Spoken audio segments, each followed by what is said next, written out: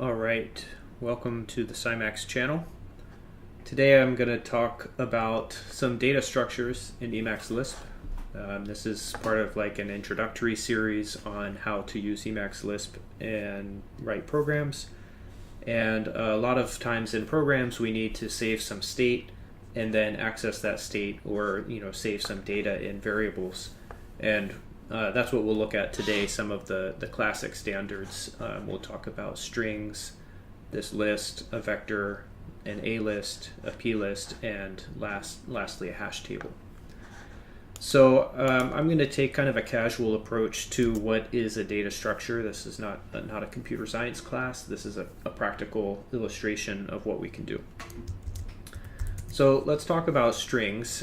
Strings are pretty basic. Usually we just think of them as containing characters, but you can store data and retrieve data in them. So let's look at, let's set QS to be ABC like we have in the little figure.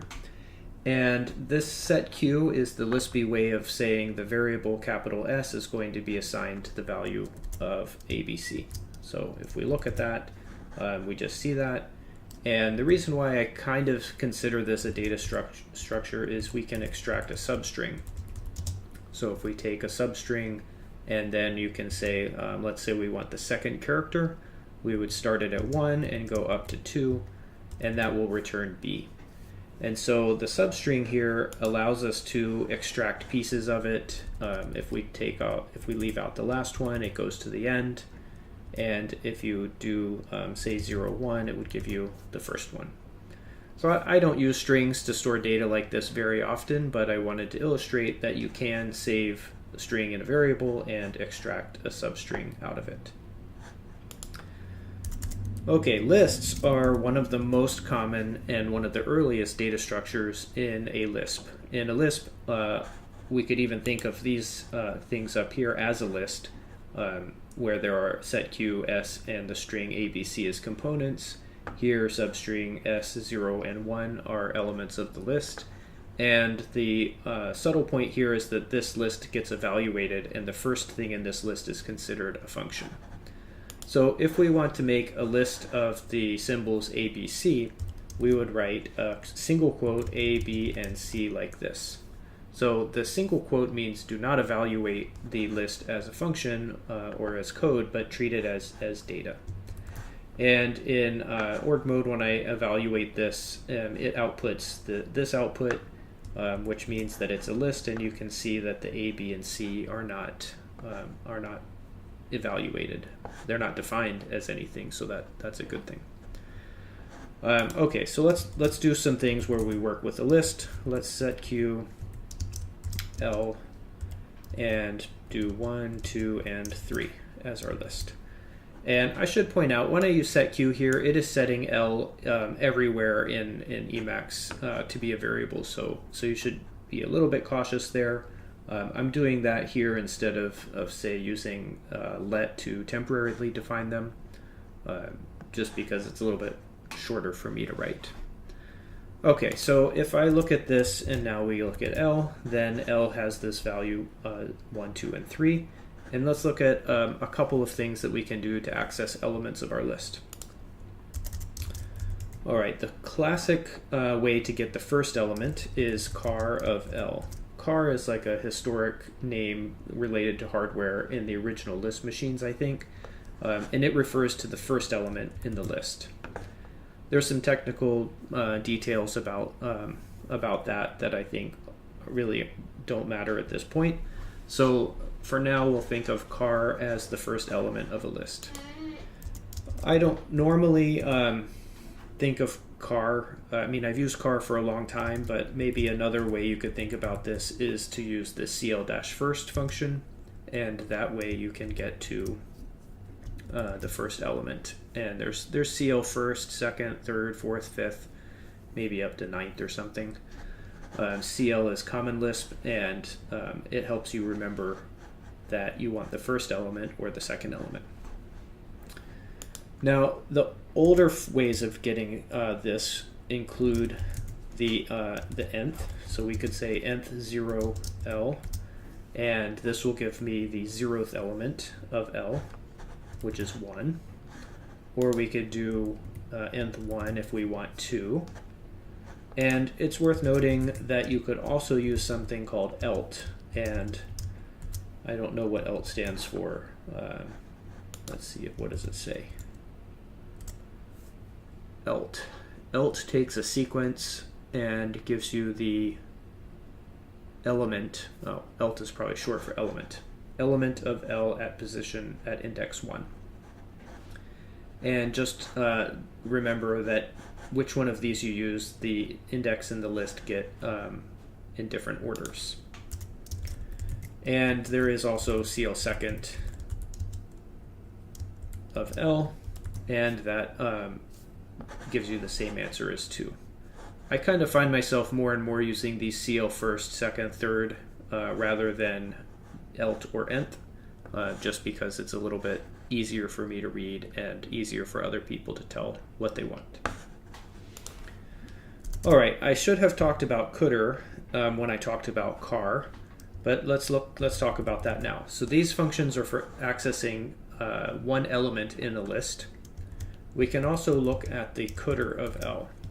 So cdr and car go together. Car is the first element of the list, and cdr is everything after the first element. And so here we get 2, 3.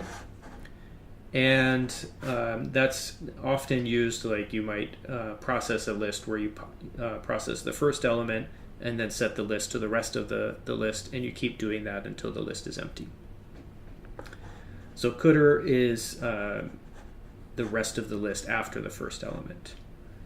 And then there's 2 more functions I want to talk about. One is the last, so last of L.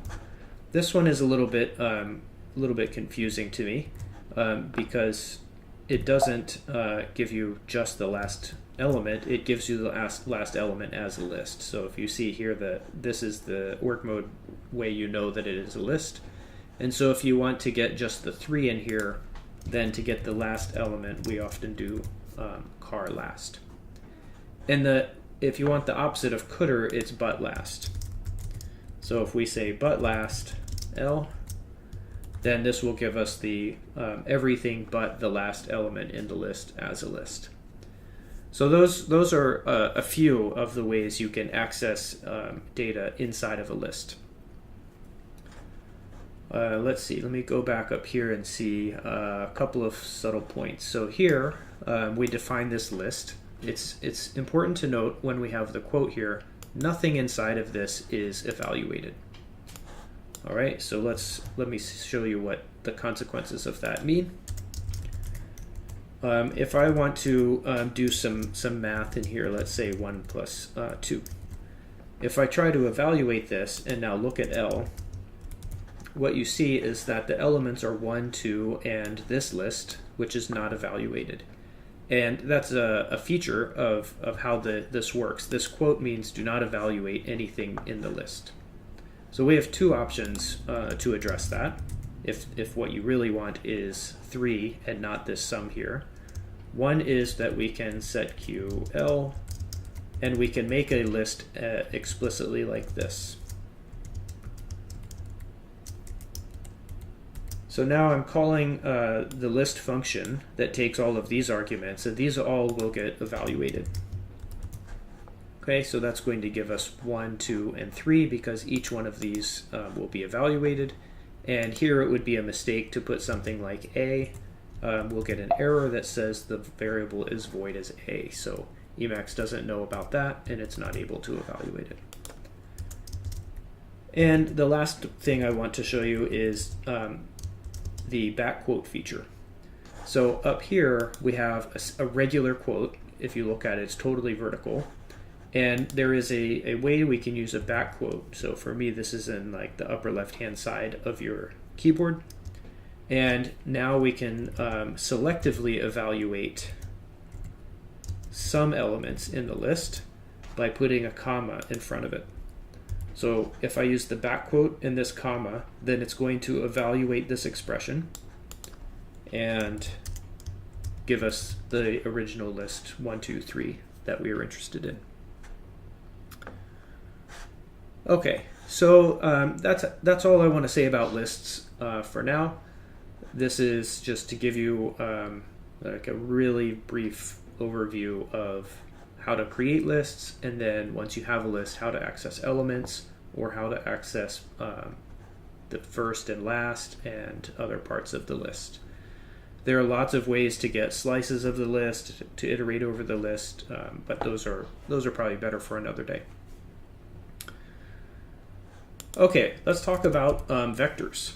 So vectors are considered an array type. It's a different kind of sequence. And a vector looks like this, set q v, and it has square brackets. And if we look at v here, then it just prints as square brackets, and it's just a different kind of data structure. So I don't use vectors super often. It's important to note in here that with vectors, we do not get, if you use this syntax, then the elements are not evaluated. So if I write 1, 2, plus 1, 2, like this, let's put the v back in. And now if I evaluate this, you can see in here this is not evaluated. And so similar to lists having a list function, we can create a vector with the vector function.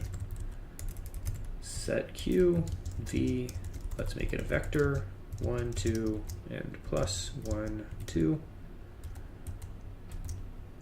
This will give us the desired result of 1, 2, 3.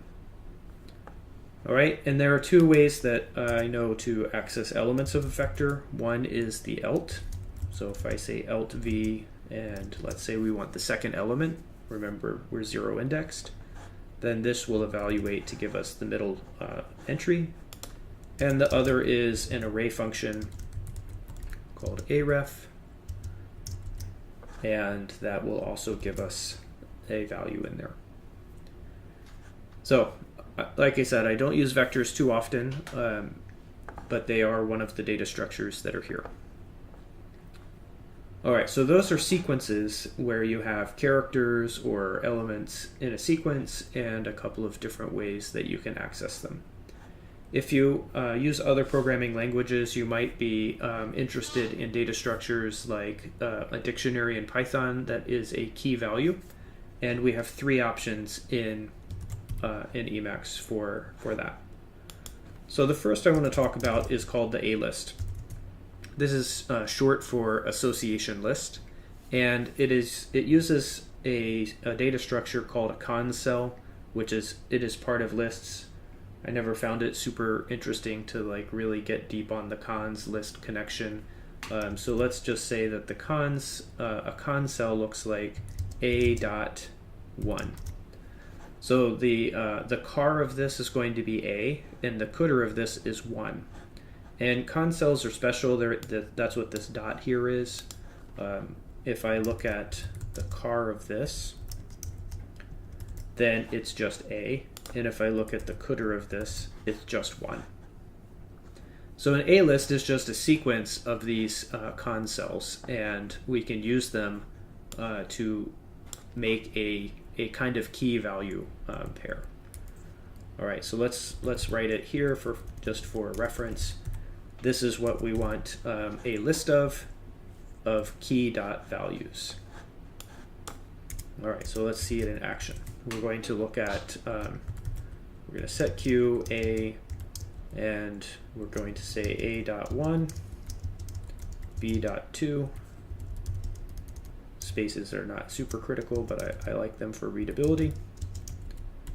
And this is going to set A to be a list of these cons cells, a.1, b.2, and c.3. And we will now look at some ways that we can use this as a key value pair. So in a dictionary, you would say, give me the value associated with key B, for example. And there are a whole lot of functions available. So the first one we'll look at is assoc, which is associate, short for associate perhaps. So we're going to ask for the association affiliated or associated with a key in A. And a critical point here is that this returns the whole con cell that is associated with B. So B is associated here, and it gives us the whole con cell. And so to get the value, we have to put a coulter on there. So this is a classic way of looking up the value associated with B inside A. We can make it C here, or A. And it's worth pointing out these are not required to be unique, so it returns the first one. So if I come up here and add A.5, right, now I have two things with A here, and this is going to give me the first one that's in the list, right? So it's probably a mistake to do this, but in Lisp sometimes people use A lists in this fashion where the first one just replaces the previous ones without having to change it. All right, I'm going to get rid of that, and there we go. Okay, we can also find out what key is associated with a value. So that's reverse ASOC. So R ASOC. Let's say I want to know which key is associated with the value 2. And that will give me, again, this con cell, and we would have to take the car of this to get to the actual key. And there is some kind of nice syntax in more modern Emacs that is more like using the ASOC A-list as a dictionary. We can say A-list-get BA, and this will just directly retrieve the value 2. So you'll probably see these kinds of A-lists all the time. They're very easy to make. They're very conceptually simple to think about. We have a key, we have a value, we do ASOC, we get the coulter for the value, or we do the car of the RSOC if we want to have a reverse lookup. So they're super common all over the place. All right, so another way we can think about it, a data structure that looks like this, is called a plist. So a plist is also it's a keyword value pair. So let's make the same ABC 1, 2, 3 structure, set QP, and we're going to use this keyword. So a keyword in Emacs starts out as a symbol that starts with a colon. So colon A1, colon B2, and colon C3. Okay, that's a plist. So it's also a list, but instead of having all those dots like you saw in the con cell and all the extra parentheses, we have pairs of keyword value. And we access this with the function plist_get. And with plist_get, we have to specify the plist, so that's going to be P, and then a keyword like that. All right, and that looks up the value associated with the keyword B. I don't know of a reverse lookup function for plists. Probably somebody has made one somewhere, but I don't know what it is. Normally, I only use these in this kind of like lookup fashion where you know what the keyword is. Okay, so there's more things.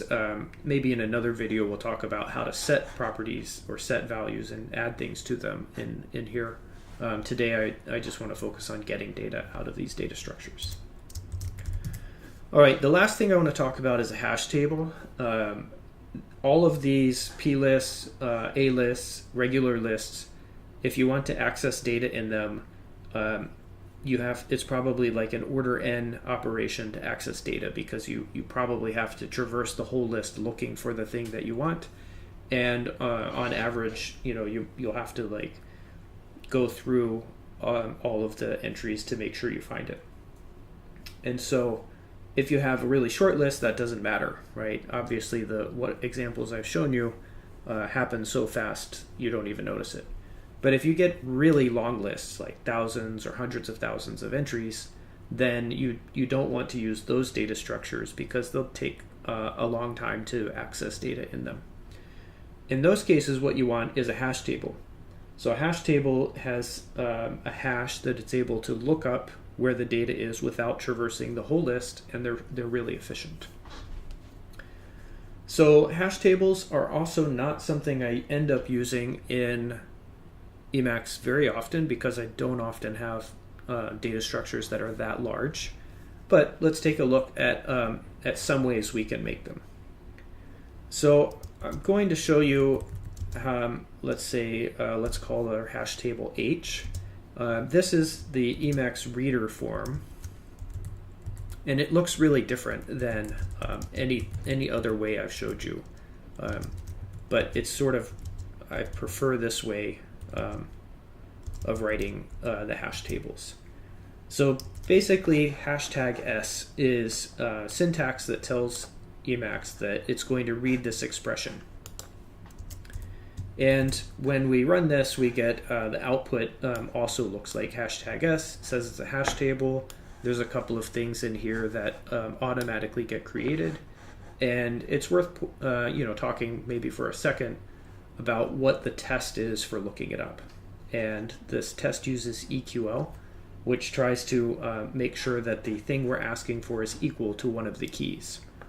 So in this syntax, we have the data. Again, we have pairs of key value. So these alternate: key 1, value 1, key 2, value 2, key 3, value 3. And we access data in your hash table with get hash. So we specify a key, and then we specify the hash table. And this will look up and give you the corresponding to. If you note here, I used the quote in front of the B. That's to indicate that B is a symbol that we're looking up. If we leave it out, it's a mistake because we haven't defined a variable named B and it's trying to evaluate it. So it's pretty common to have a B there.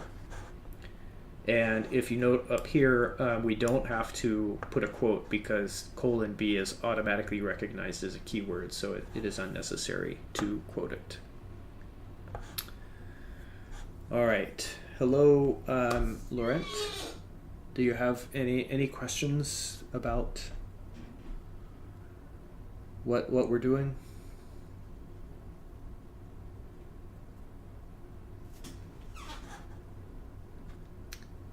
All right, so that kind of brings me to the end of the basic data structures. I think the goal today was really just to kind of go through the syntax of strings, lists, vectors, A lists, P lists, and the hash table. If you don't like this particular syntax, here is maybe we'll get just a smidge into why I chose that one. We could do set q h make hash table.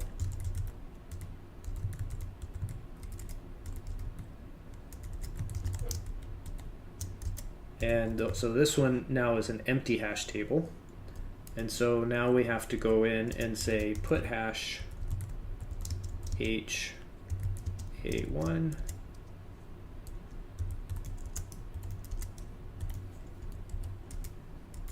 p2 and c3. I probably have these all backwards.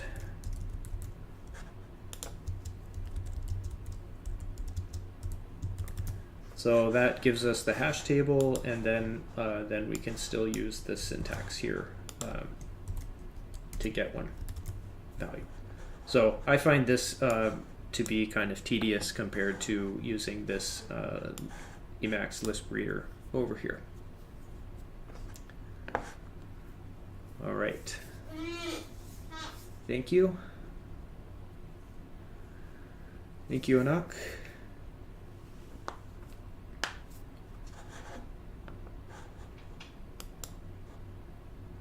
All right, so that's it. That's what I had kind of in mind. It took about 25 minutes to go through those. Each one of these could go probably 25 minutes on their own. But hopefully this gives you some ability to recognize these data structures in Emacs-Lisp code you might see in the wild. and some ideas of how you could create your own data structure and look at it. There's one data structure I didn't talk about called a struct. That one's a little bit more advanced, so I think we'll do that in another video.